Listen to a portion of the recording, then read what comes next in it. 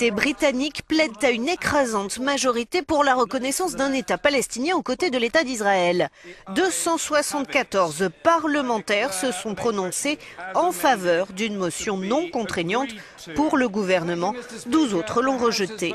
La Grande-Bretagne n'est pas le seul membre de l'Union européenne à reconnaître l'existence d'un État palestinien.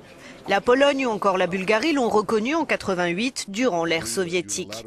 134 pays au total vont dans le même sens, aux grandes dames du Premier ministre israélien Benjamin Netanyahou.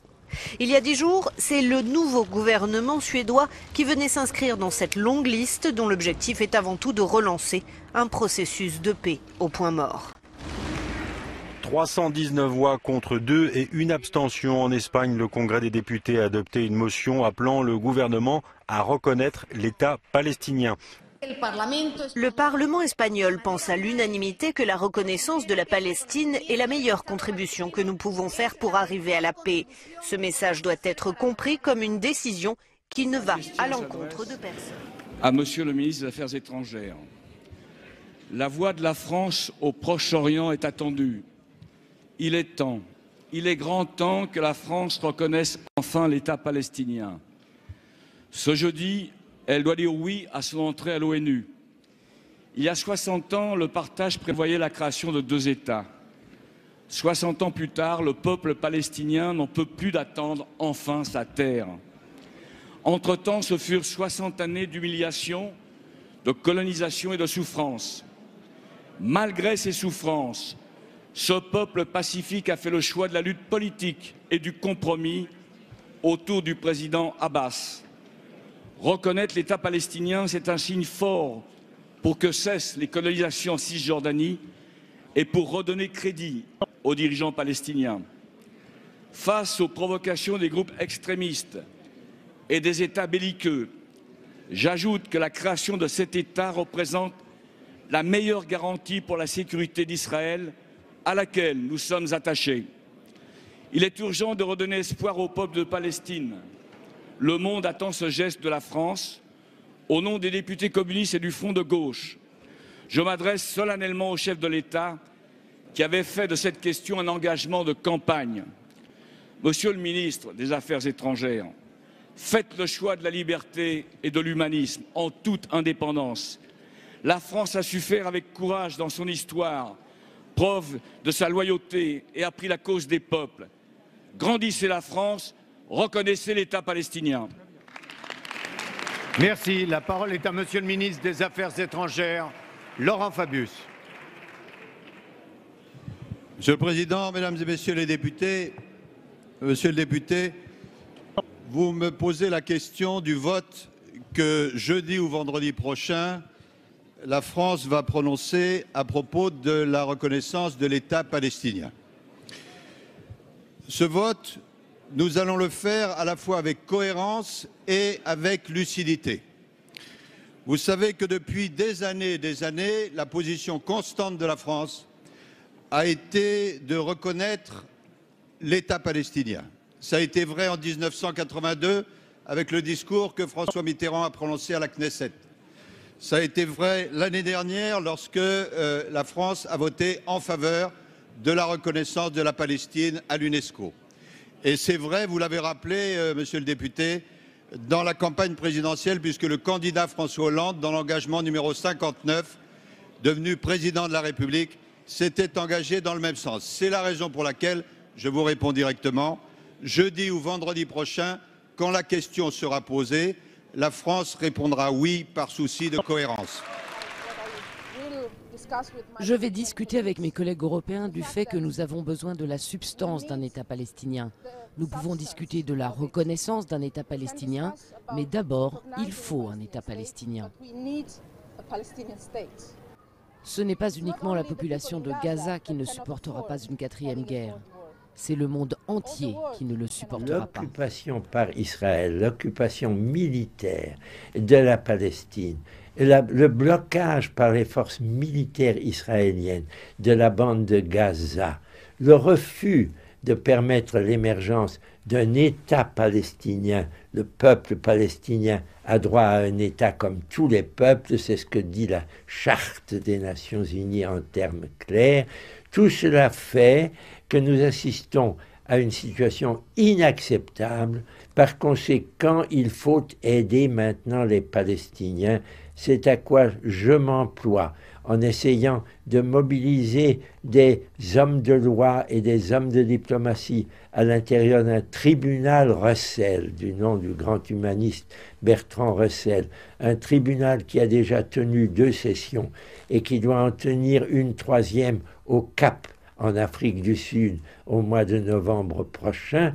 C'est une instance qui se borne à déclarer clairement, avec des témoignages précis, quelles sont les violations que fait subir aux Palestiniens, non seulement bien sûr son voisin Israël, mais l'Union européenne qui ne soutient pas les règles du droit. Et mais les États-Unis, malgré la présidence Obama, nous sommes coupables, les entreprises sont coupables de travailler avec les colonies illégales en Cisjordanie. Et donc, cette volonté de soutenir les droits du peuple palestinien est une de celles auxquelles je consacre le plus de temps possible. Alors, le 28 novembre, il y aura un vote d'une résolution au Parlement sur la reconnaissance de l'État palestinien. Donc ça restera symbolique puisque la décision reviendra au président de la République. Mais par exemple, si vous étiez député aujourd'hui, vous votez oui pour un État palestinien? La reconnaissance d'un État palestinien? Je ne pas que je vote, je suis pour, indépendamment du vote, je suis pour la reconnaissance pleine et entière d'un État palestinien, en même temps où Israël obtient la garantie de sa sécurité. La politique menée par M. Netanyahou va dans le sens contraire. Plus il mène cette politique d'entêtement, de colonisation, de refus, plus il crée l'insécurité, l'instabilité, plus il accroît les divisions. Nous sommes pour la reconnaissance d'un État palestinien parce que nous estimons que cette reconnaissance donnera des droits, mais aussi des devoirs et des moyens à cet État, notamment pour lutter contre le terrorisme. Donc je pense que je voterai pour, mais la question aujourd'hui, c'est est-ce que les conditions sont réunies? Parce que... Vous voterez pour donc une reconnaissance de l'État palestinien, pour qu'il y ait 2 États côte à côte. La politique, quelle est la responsabilité de la communauté internationale? C'est de régler ce drame historique qui date de plusieurs décennies, qui est celui de la guerre récurrente entre Palestiniens et Israéliens. Il faut sortir de ce cycle mortifère. Et donc, avant de poser la question de la reconstruction, ou en même temps, il faut reprendre le processus de paix. On est dans une situation nouvelle dans cette région, en tout cas en Palestine, puisqu'il y a un gouvernement d'union nationale qui a été créé entre le Fatah et le Hamas, et que désormais, la bande de Gaza est dirigée, c'est ce que souhaitaient les Israéliens, est dirigée par le Fatah. Dans ce contexte, appuyons-nous là-dessus pour avancer dans le processus, alors même qu'on voit que la politique de colonisation d'Israël continue, des logements qui sont construits à Jérusalem. Tout ceci est absolument inacceptable. Si on veut régler les problèmes du Moyen-Orient, c'est pas uniquement à chaque fois répondre dans l'urgence en envoyant des avions comme on le fait aujourd'hui en Irak et d'autres en Syrie. C'est en réglant les problèmes. Chaque fois qu'il y a une crise, il faut essayer au niveau local de la régler, de mais penser même Obama les n'y arrive pas. Il convoque Bibi Netanyahou, il n'y arrive pas. Bien oui, mais alors dans ces cas-là, il faut prendre ses responsabilités et utiliser d'autres moyens. Lesquels, les Suédois ont décidé de reconnaître les Palestiniens. Si l'État palestinien, si Israël et les Palestiniens ne sont pas capables, ce que je crois, d'engager un vrai processus de paix. Ce processus de paix doit être imposé par la communauté internationale. Et à partir de là, je suis favorable à ce que la France reconnaisse la Palestine comme État dans le cadre de l'Assemblée générale des Nations unies, tout simplement parce que je crois aux faits nouveaux. Je crois qu'il faut avancer. Chaque fois qu'on n'avance pas, on recule. Accompagnons cette reconnaissance des gestes qui permettront à Israël de comprendre dans quel esprit nous le faisons, parce qu'il ne s'agit pas pour la France de renier les engagements qui sont les siens en ce qui concerne la sécurité d'Israël, mais il s'agit tout simplement d'adresser un message très fort à toute cette région.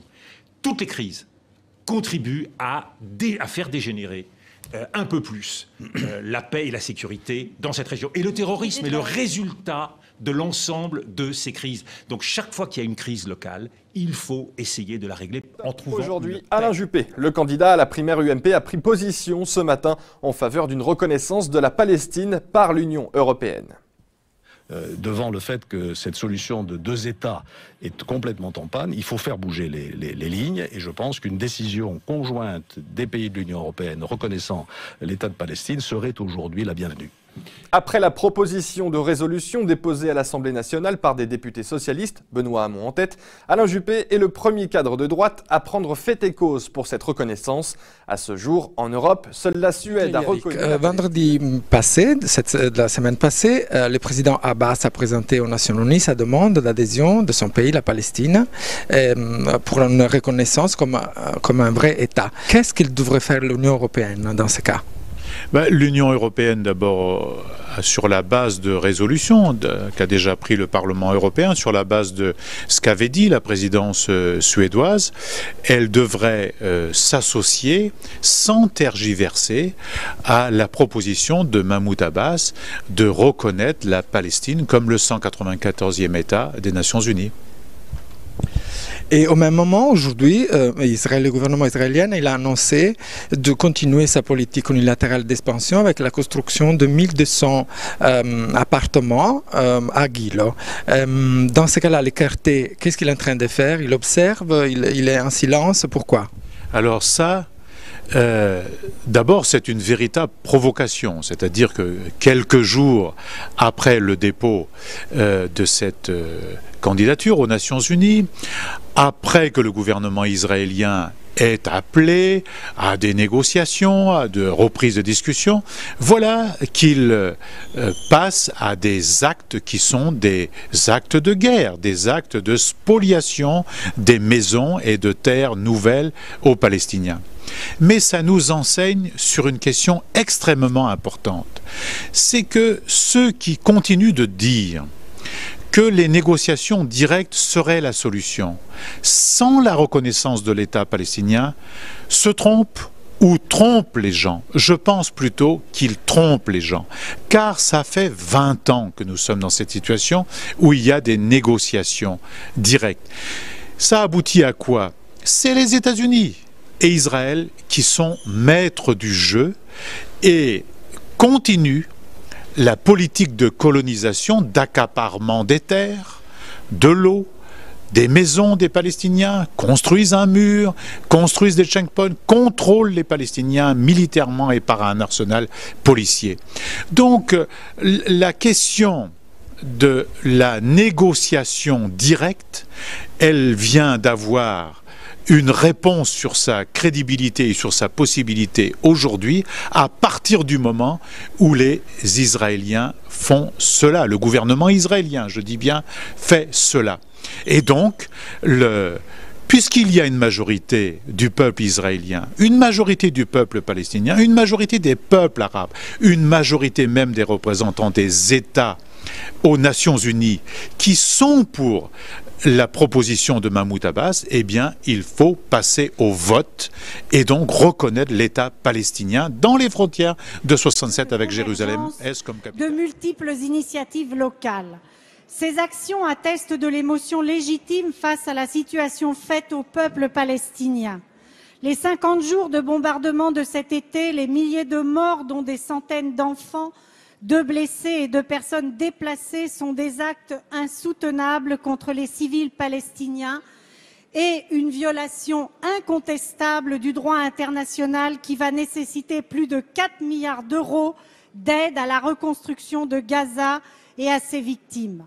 Jusqu'à quand allons-nous tolérer cette succession de destructions, reconstructions meurtrières, tout comme l'inacceptable blocus infligé aux populations? Certes, vous ne manquez jamais, Monsieur le ministre, de rappeler le souci du gouvernement d'agir pour une paix durable entre Israël et Palestine. Nous avons bien en tête votre déclaration du 29 août en pleine offensive israélienne prononcée lors de la conférence des ambassadeurs, je cite, « La paix passe par la solution des 2 États », ce qui signifie qu'il faudra bien, à un moment, reconnaître l'État palestinien. Très bien, mais alors, pourquoi la France n'a-t-elle toujours pas reconnu l'État de Palestine, à l'instar de 134 pays, dont 7 de l'Union européenne, auxquels vient de s'ajouter la Suède et peut-être demain la Grande-Bretagne?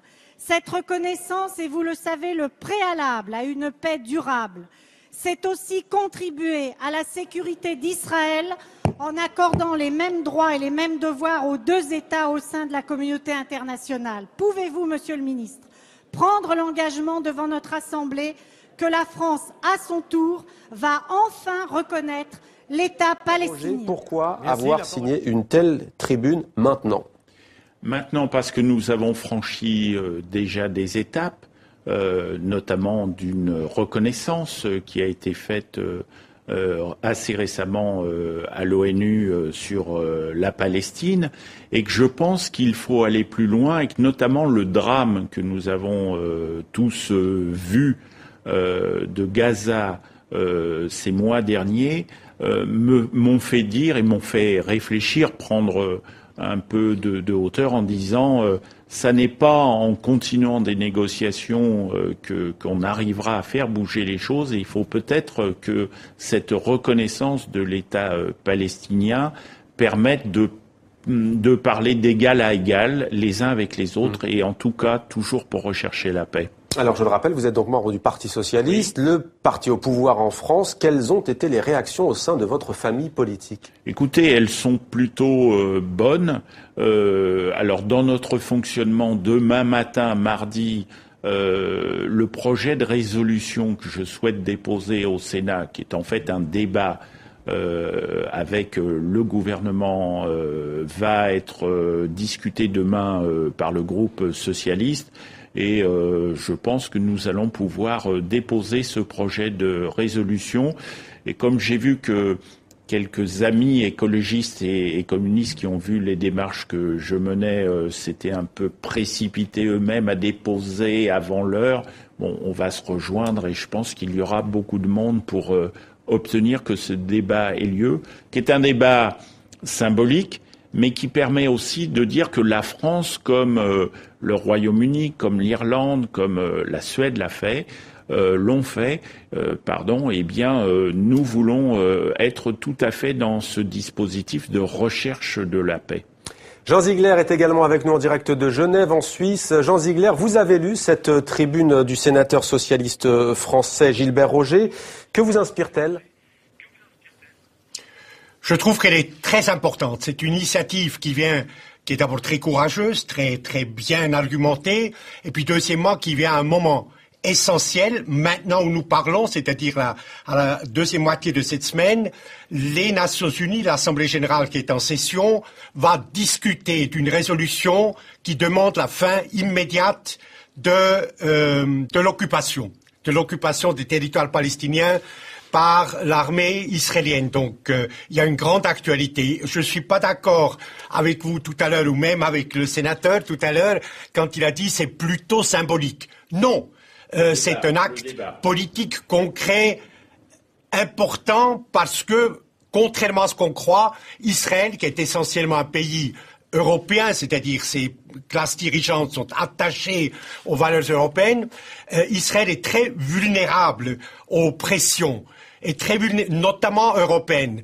Le seul pays de l'Union européenne, c'est Chypre qui a reconnu, parmi les 132 pays, qui a reconnu l'État palestinien, mais la France, elle, deuxième puissance économique du continent, détentrice d'un siège permanente au Conseil de sécurité, a un poids formidable internationalement. Et si la France maintenant reconnaissait l'État palestinien, ça aurait un sens. D'abord, ça mettrait fin, je pense, au blocus de Gaza, où il y a 11 000 blessés, mutilés graves du massacre fait dans ce ghetto de 1,8 million de personnes il y a quelques semaines, 11 000 blessés, beaucoup blessés graves, enfants, femmes, hommes qui ne peuvent pas être soignés, qui sont mutilés, qui ont été brûlés et qui ne peuvent pas être soignés parce qu'il n'y a pas de médicaments, pas d'instruments chirurgicaux. Alors Jean Ziegler, vous disiez il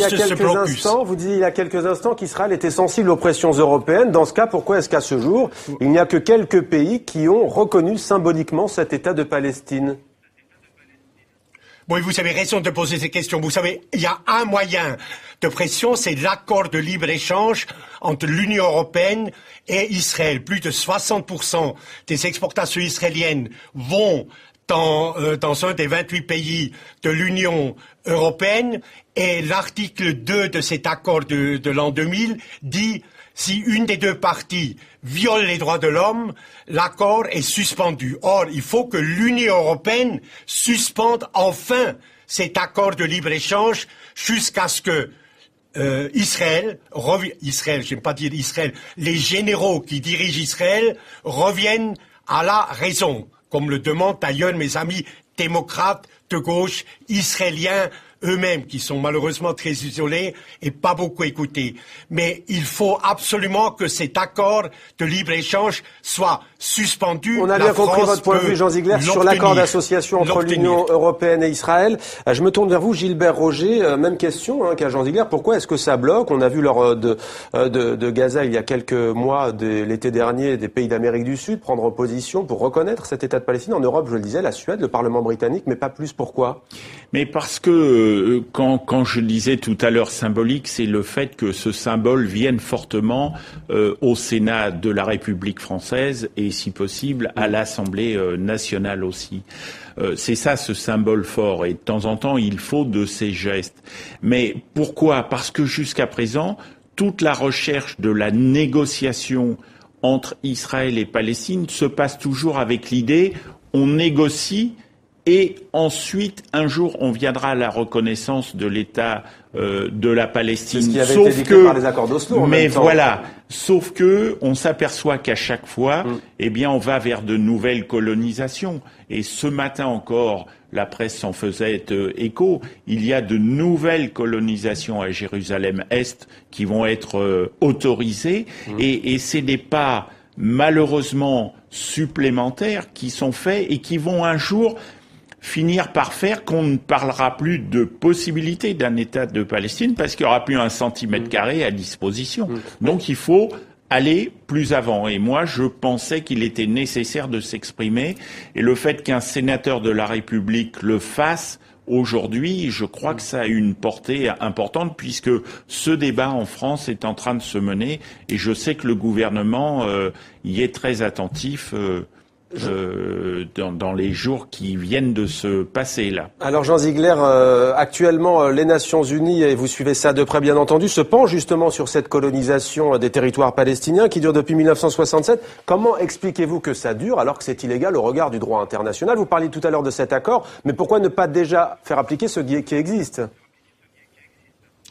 Vous avez raison que les Nations Unies sont totalement impuissants puisque Israël, enfin le gouvernement de Tel Aviv, refuse tout simplement d'appliquer la normativité internationale, viole les droits de l'homme, puisque la torture en Israël sur les prisonniers palestiniens est permanente et régulière. Le blocus de Gaza est un crime contre l'humanité. Les massacres de juin-août de cette année sur la population civile de Gaza est un crime contre l'humanité reconnu par la haute commissaire des Nations Unies pour les droits de l'homme. Les Nations Unies ont créé une commission d'enquête. Israël refuse, tente de laisser entrer cette commission d'enquête. Les Nations Unies ont condamné la violation de la 4e convention de Genève, c'est-à-dire le vol de terre, le vol de l'eau palestinien par les colons israéliens. Israël continue, donc on est face à une situation que les États-Unis, que les Nations Unies sont impuissantes face à un pays membre qui refuse totalement le droit international public et les décisions des Nations Unies.